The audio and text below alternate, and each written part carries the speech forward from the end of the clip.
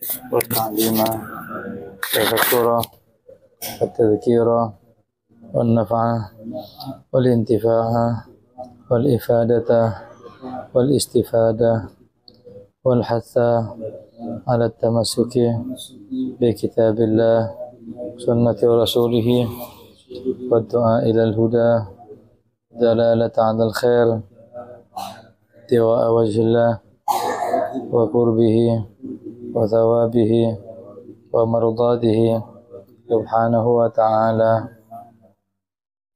بسم الله الرحمن الرحيم.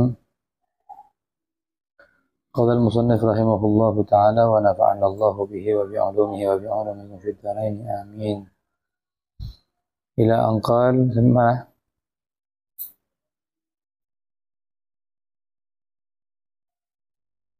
syurut ijza'il hajar.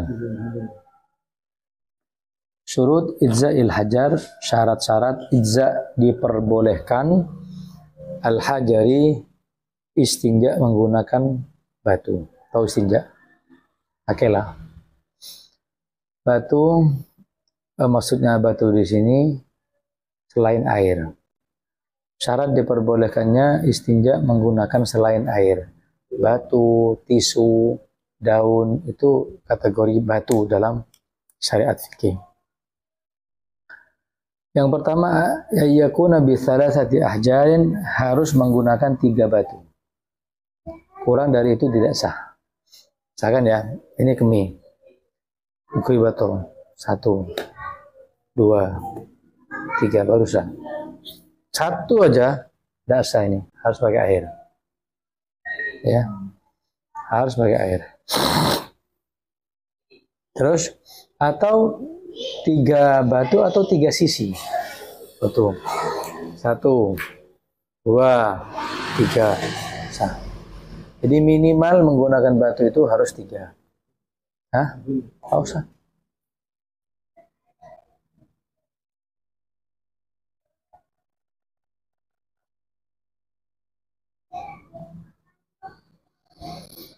Atau jadi minimal menggunakan 3. Begitu juga ketika menggunakan tisu.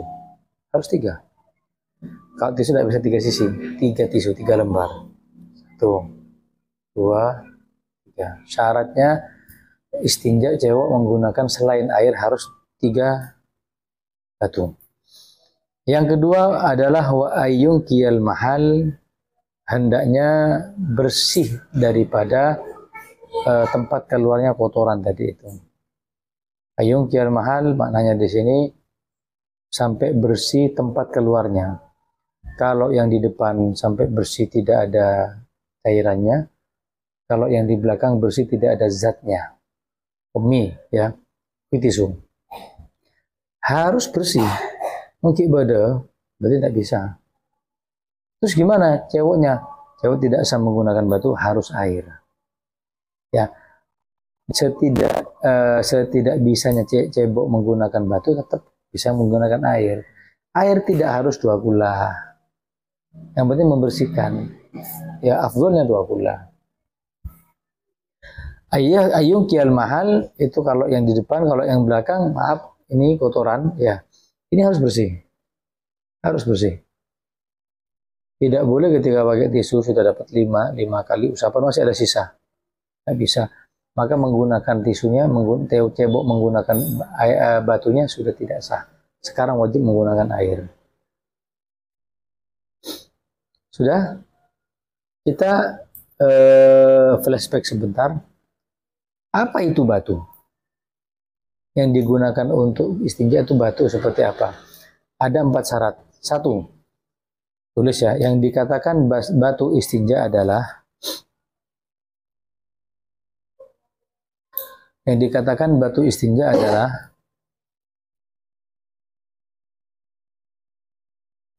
setiap yang padat.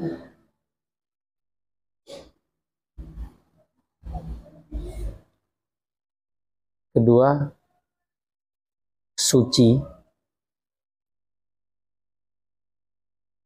Ketiga, dapat menyerap. Keempat, tidak terhormat dalam pandangan syariat. Tidak dianggap tidak dianggap mulia dalam pandangan syariat, tidak terhormat. Batu itu apa sih? Batu itu setiap yang padat, suci, menyerap, dan tidak terhormat, tidak mulia dia dalam pandangan syariat. Ada padat tapi tidak suci. Apa? Kotoran sapi yang sudah kering. Bisa digunakan untuk bersinja, tidak bisa membersihkan kotoran, ya kan? Atau padat, suci, cuma tidak bisa nyerap, kaca, tidak bisa. Selain daripada itu bisa. Atau bisa padat, nyerap, suci, cuman terhormat. Seperti apa? Kertas kitab. Roti gandum itu keras, kocebok, haram, nggak boleh. Selain daripada itu boleh. Daun boleh nggak? Boleh. Kertas minyak boleh. Tidak bisa karena tidak menyerap.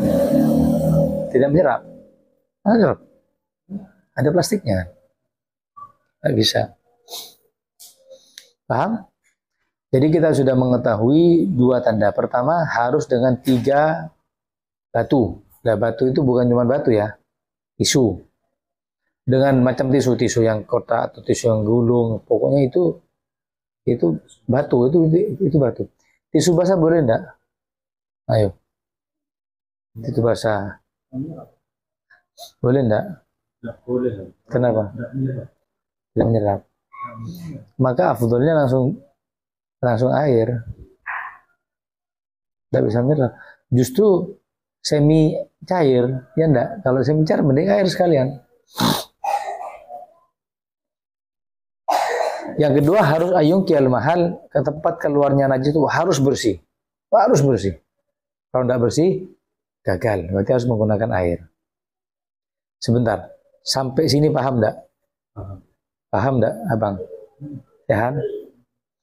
Yang ketiga, wa alla yajifan najasu, najis yang keluar tidak kering. Kalau kering nggak bisa menggunakan batu. Contoh, nih, kencing, ces, ada aing. Bagaimana? Sudah jangan cebok. Sampai kering. Kering belum dapat air, ambil tisu. Buat apa? Buat apa? Najis sudah kering.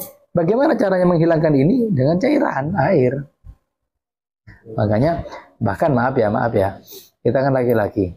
Kencing di toiletnya Pertamina dan segala macam yang bukan tempat-tempat itu sholat.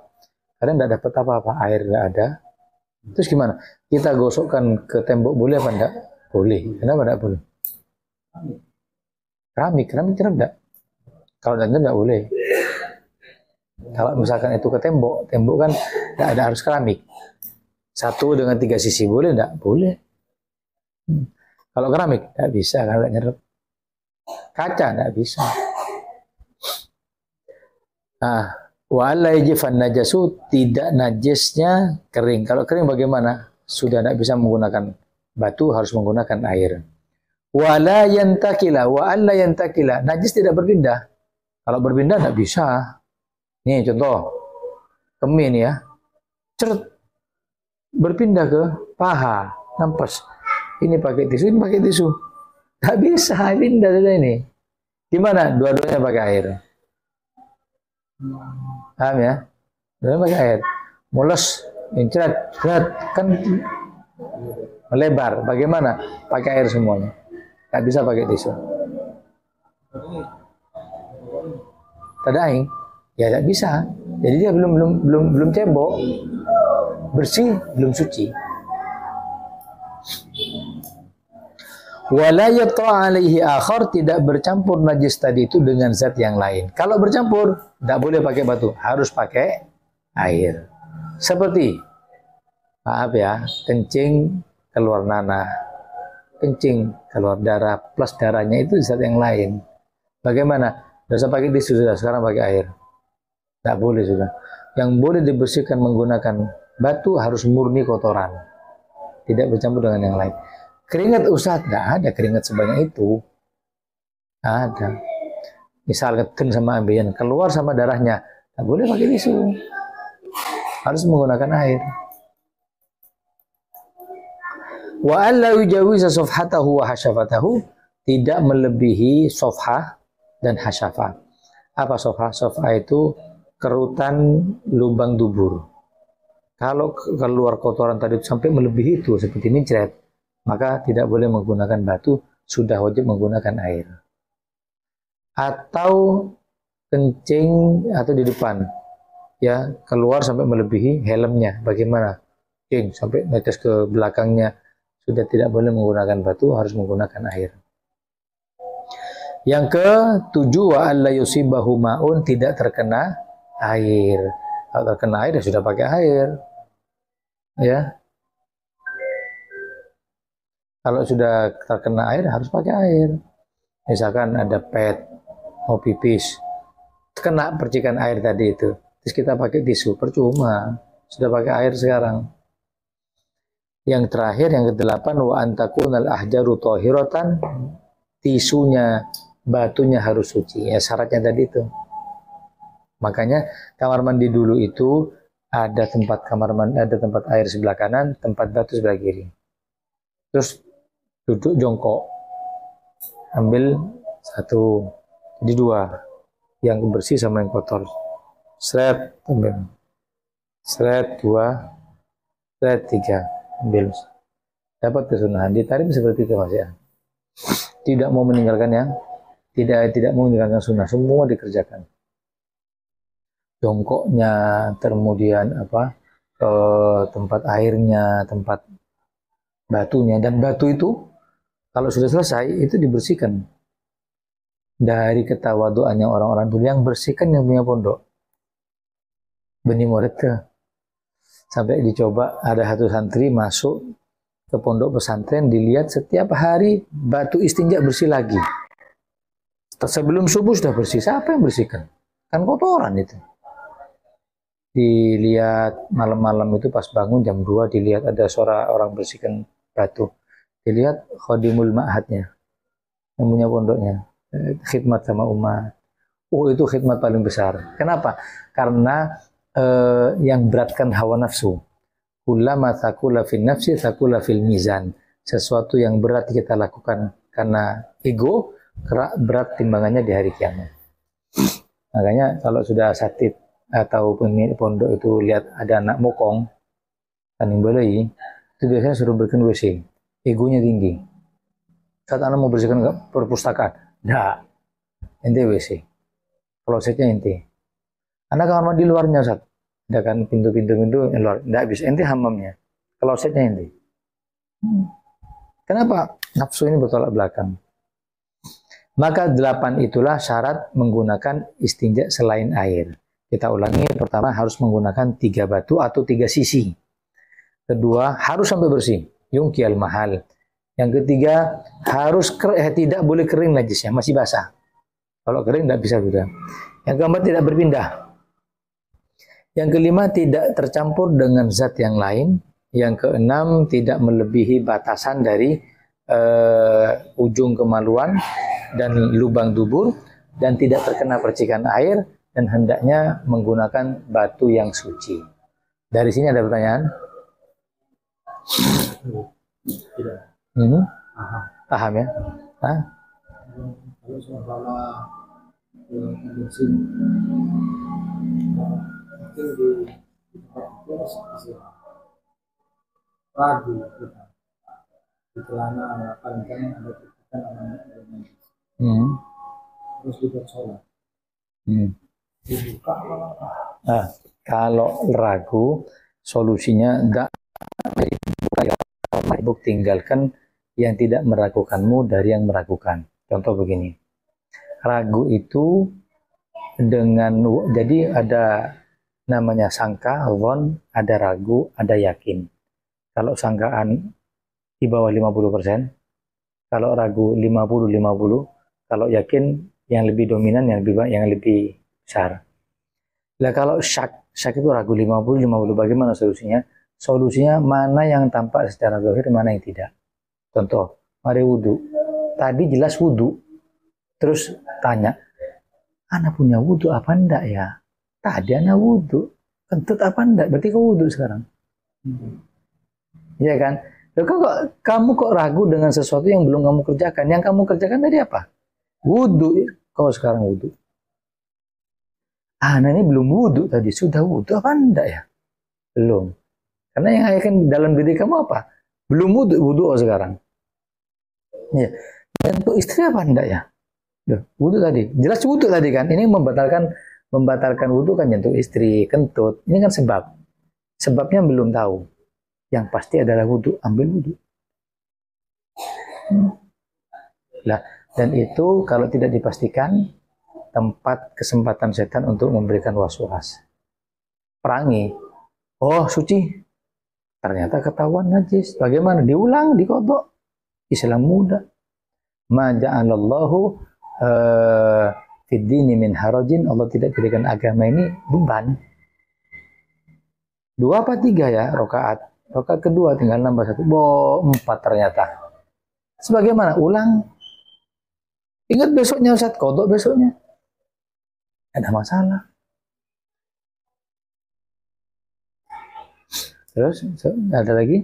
Nah, kadang kita dihadapkan di fenomena hotel kering, kamar mandi kering, iya kan?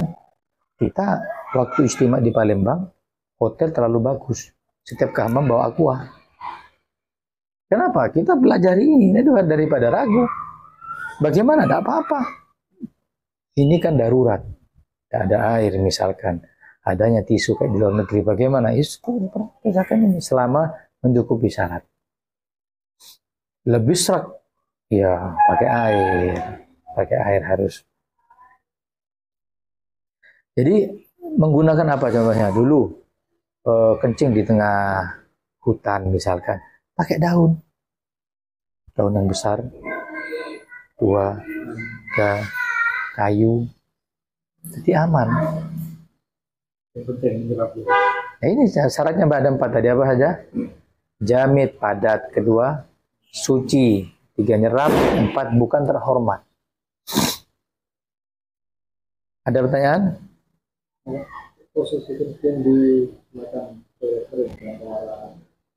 Posisi kencing di mana? Toilet berdiri.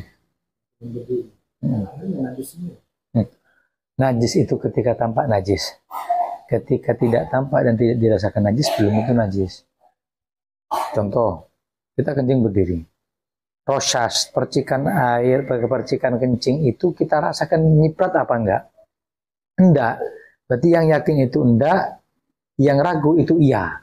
Ambil yang mana? Ambil yang yakin. Kecuali kita, nampes ya, mercik ya, ini yakin. Kita ambil yang yakin. Itu pun bab seperti ini masih ada uzur atau ma'fu oleh ulama. Ada beberapa najis yang dimakfu. Pertama, najis dari hewan yang tidak mengalir darahnya. Cecak, jatuh ke air, cak. Di mana? Tinggal dibuang. Akhirnya bagaimana? Langsung wudhu aja. Kedua, najis yang tidak terlihat oleh mata normal. Contoh, berdelalat. Kita ke kamar mandi, lalat. Pas kita kencing belum disiram, dia hinggap di kotoran kita. Dikencing misalkan. Hinggap ke baju kita. Tahu itu. Itu tahu, tak nyeper sekali. Terus kelihatan enggak yang dibawa najisnya tadi itu? Enggak. Ada makfu. Apalagi rosas, percikan ini. Kalau kita teliti, bermar ya? Wah, tidak bisa. Tak bodoh. Haraj ada beban bagi umat Islam, akhirnya tidak sholat. Sudah? Faslun furudul wudu. Fardu-fardunya wudu. Maka kenalilah 7 hukum dalam syariat kita. Yang pertama, fardun. Apa itu fardu? Tulis. Kan full kayaknya. Hukum fardu. Sinonim katanya fardu adalah wajib. Sinonimnya lagi adalah lazim. Lazim itu kan wajib, harus.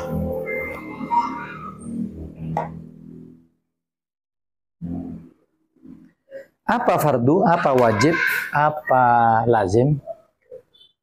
Alladzi yusabu ala fi'lihi, sesuatu yang diberi pahala kalau mengerjakan. Tulis. Sesuatu yang diberi pahala kalau mengerjakan dan disiksa apabila meninggalkan. Itu fardu.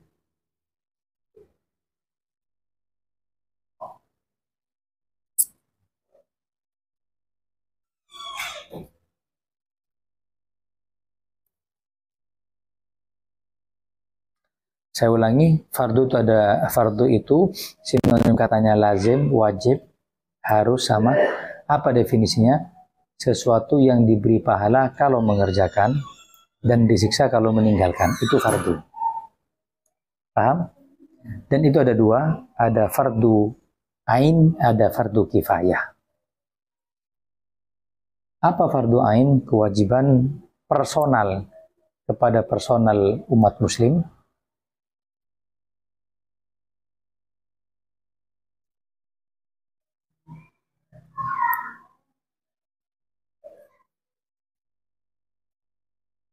Fardu kifayah, kewajiban secara kolektif.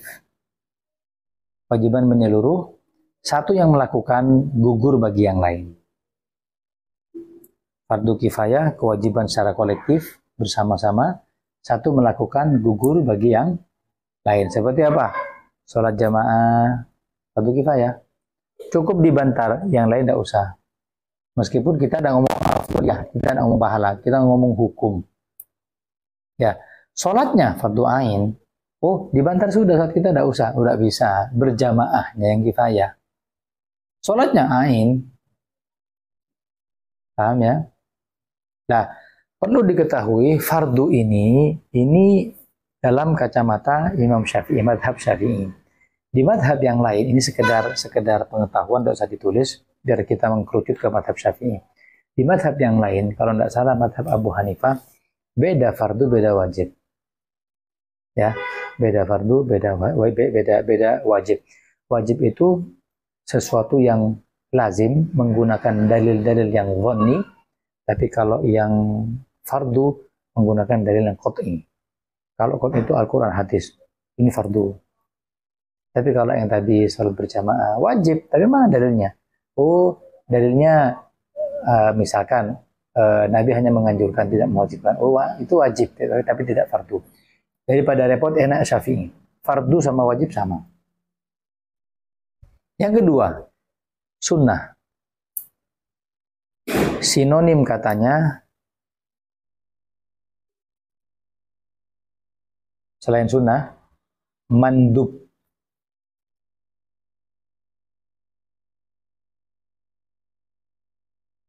Atau anjuran. Anjuran. Nabi menganjurkan, oh berarti sunnah ini. Apa definisinya? Sesuatu yang diberi pahala apabila mengerjakan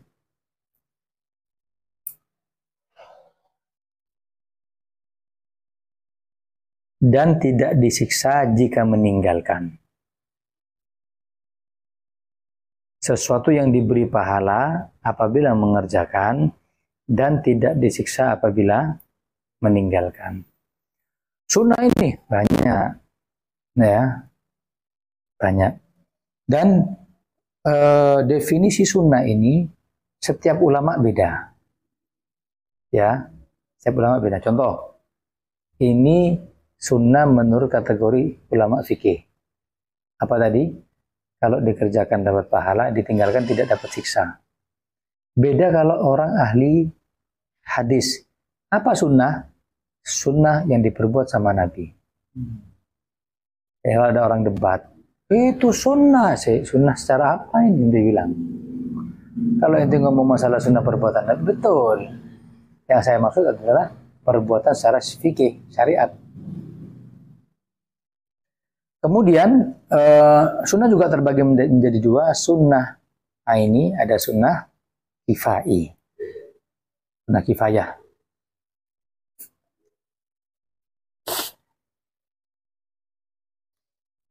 Sunnah ini banyak. Sholat sunnah, iya. sholat ba'diyah, sholat banyak siwak atau sunnah ini.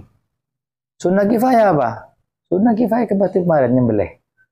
Satu keluarga disunahkan satu yang mewakili nyembelihnya. Sisanya tidak apa-apa, tidak usah.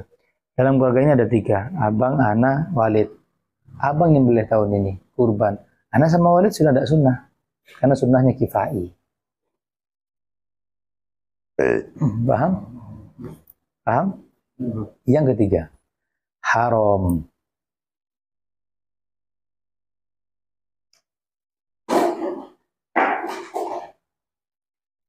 Apa definisinya? Sesuatu yang diberi pahala jika meninggalkan.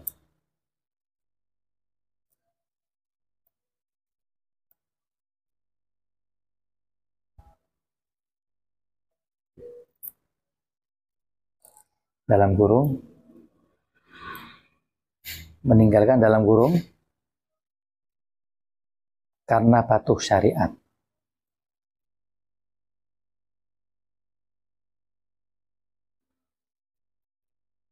Tutup kurung, koma, wa yu'aqabu ala fi'lihi, dan disiksa apabila melakukan.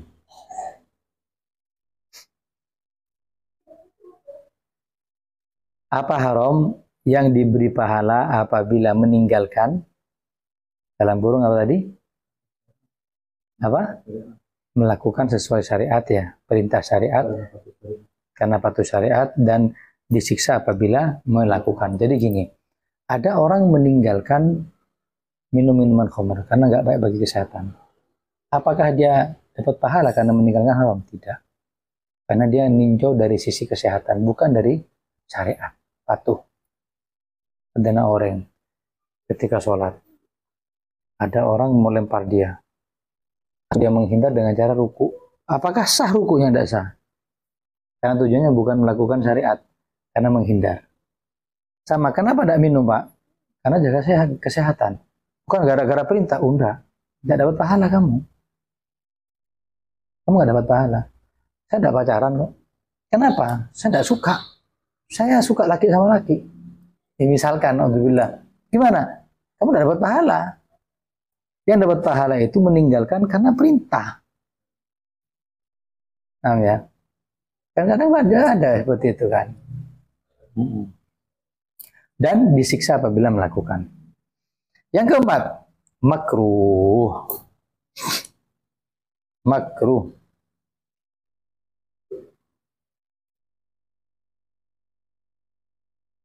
Sesuatu yang diberi pahala apabila meninggalkan. Hampir sama kayak haram. Sesuatu yang diberi pahala apabila meninggalkan, dalam kurung karena patuh syariat.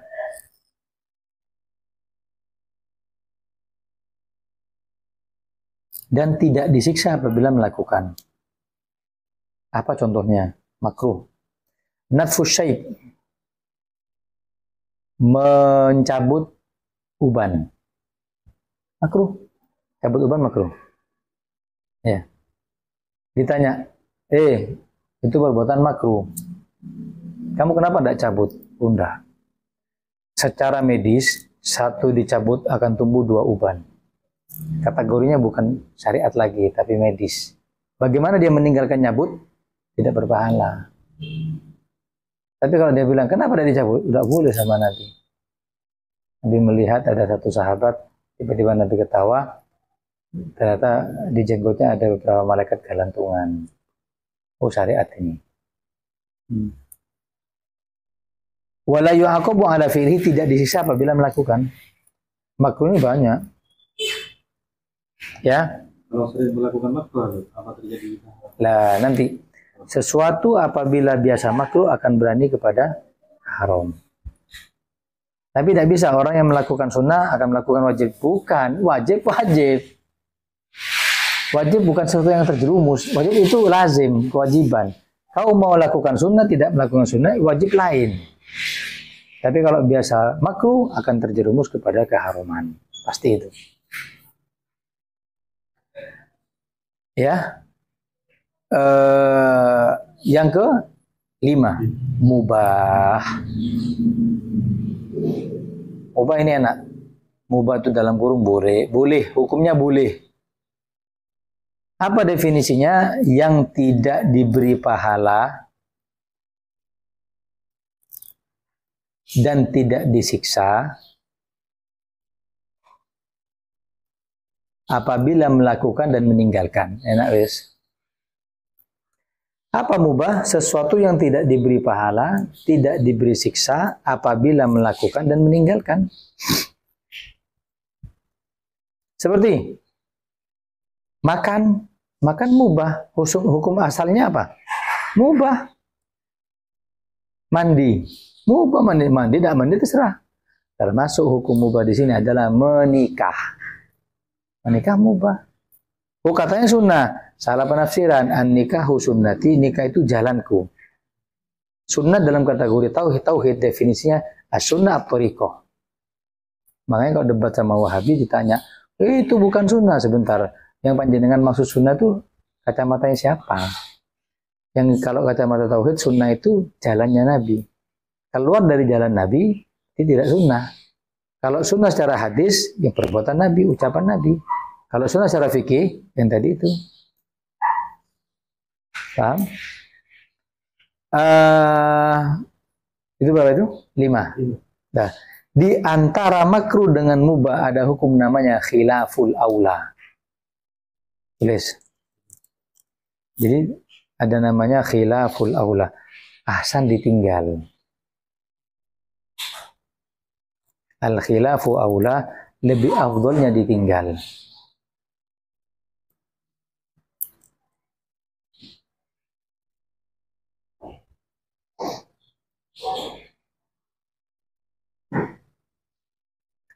Ini hampir mirip dengan makruh, tapi tidak separah makruh. Antara boleh dengan makruh, ahsan tinggal. Dan tidak bisa kita mengatakan, oh ini khilaful aula, tidak bisa. Semua ulama sudah mengatakan. Perbedaan pendapat, iya. Contoh gini. Mana afdol? Khotib langsung jadi imam, apa khotib lain, imam lain? Kalau di masjid-masjid Wahabi, imam lain. Ya kan? Kenapa? Untuk biar tambah khusyuk. Karena khotib belum tentu muratil. Kadang muratil tidak bisa ceramah. Makanya dipisah. Di beberapa tempat seperti luar Jawa, pasti dipisah. Nah kita mengatakan jangan. Khilaful aula itu. Lebih baik jangan berbuat seperti itu. Khotib itu ya imam. Mengambil dari sabda Nabi, idza qulta li sahibika yaumal jum'ati ansit wal imamu yakhtubu. Jika kau ngomong kepada saudaramu, sud, hus. Sedangkan imam lagi khutbah. Siapa yang khutbah? Ya imam. Khotib itu imam, imam itu khotib. Ya sudah. Nabi hadisnya itu menyeluruh. Iya. Ini sudah ada kisi-kisi di situ. Nah ini jangan dimakruhkan, jangan dihalalkan, jangan dibolehkan. Karena lebih afdal seperti itu. Ada khilaful aula namanya. Yang keenam, as-sahih dalam kurung sah.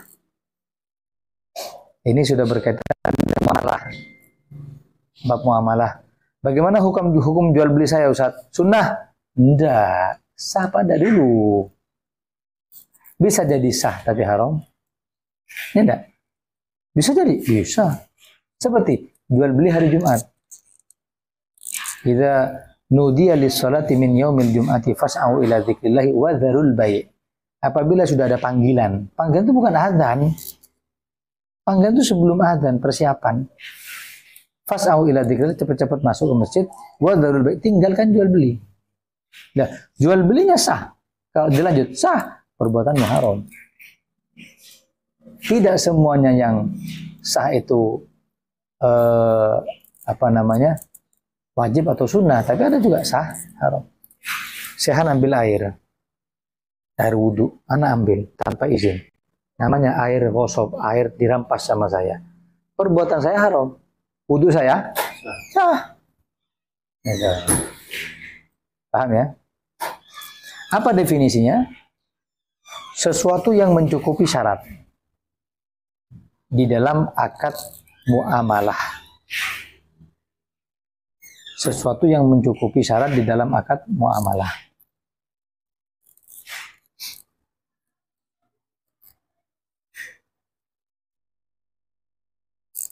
Yang terakhir adalah batil dalam kurung batal.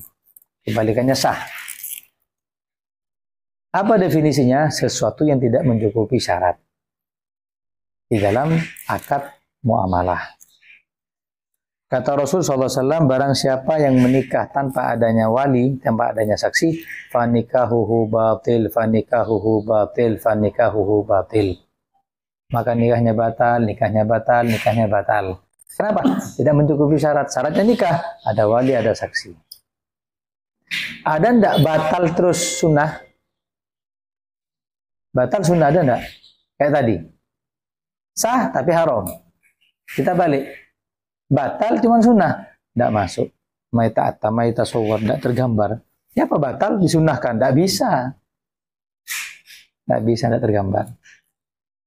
Setelah kita tahu apa itu fardu, sunnah, makruh, mubah, batal, dan sah, kita akan bahas besok apa itu wudhu. Lalu tahu ini wudhu, ini makruh. Wallahu a'lam bishawab. Ada pertanyaan? Nah, kemarin di grup ada yang posting Humar yang jelas. Menurutnya dijelaskan segala macam. Kalau seumpama takarannya sekian bisa membuatkan jantung. Kalau poinnya sekian bisa menormalkan segala macam. Hukumnya tetap haram. Untuk kesehatan apa tetap haram? Oke. Yang pertama. Yang kedua, bagaimana hukum minum khamr bagi seorang muslim yang di negara dingin? Negara dingin. Negara dingin yang super dingin, extra dingin seperti di Kanada. Karena di sana mereka muslim, sebagai muslim dengan sekedar muslim pasti meminum khamr untuk menghangatkan tubuh. Tidak ada jalan lain. Mungkin tidak ada jalan lain. Yang pertama, secara medis, kullu ma qaliluhu haram fakathiruhu haramun. Apapun zatnya yang sedikit itu haram, maka banyaknya haram. Maaf, kullu ma kathiruhu haram faqaliluhu haram. Apapun yang takarannya banyak itu haram, apalagi sedikit. Tetap mau itu dengan berbagai tujuan, ketika sedikit haram, cuma nyicipi, ya haram. Seperti contohnya keharaman memakai emas bagi laki-laki. Anak cuma nyoba. Kategorinya nyoba ini kan make. Makainya itu haram. Iya. Lu pakai ini kan tiap hari. Ini apa aja? Terus ini apa ya? Namanya ini apa? Jadi dipakai, dicoba. Coba itu kan make. Jadi nyobanya itu haram. Terus yang kedua, Allah tidak menjadikan solusi dari sesuatu itu adalah menggunakan yang haram. Untuk obat saja Allah tidak akan menggunakan dari zat yang haram, apalagi hanya untuk pertahanan tubuh. Tak boleh. Contohnya bisa menggunakan daging kambing yang panas, kan tidak harus khamr. Banyak, apalagi sekarang ada minuman-minuman yang bikin panas selain khamr, selain alkohol. Ada non alkohol, kadang kayak seperti wine atau apa gitu, kadar alkoholnya 0. Waktu di Singapura ditunjukkan sama mereka, ini minuman-minuman yang sebelah sini non alkohol, tapi dijualnya di klub mahal, 1 botol 8 juta, tapi non alkohol. Betul-betul apa? Tidak tahu dasar terbuat dari apa. Nah, beda apabila dipakai. Ya, dikonsumsi dengan dipakai beda. Ulama memperbolehkan apabila untuk litadawi. Untuk berobat. Misalkan mau disuntik pakai apa? Alkohol dulu ini. Boleh. Untuk minyak wangi campuran, boleh. Itu, tapi tidak dikonsumsi, ya kan? Lah, hanya saja alkohol itu hukumnya najis. Nah, untuk kadar najisnya nanti akan kita bahas. Bagaimana sampai ada yang mengatakan alkohol itu bukan khamr. Khamr itu tua, arak. Ada kategorinya perasan anggur. Tidak semua yang memabukkan khamr. Itu beli Sprite sama Bodrek jadi khamr. Enggak, zatnya sama-sama suci.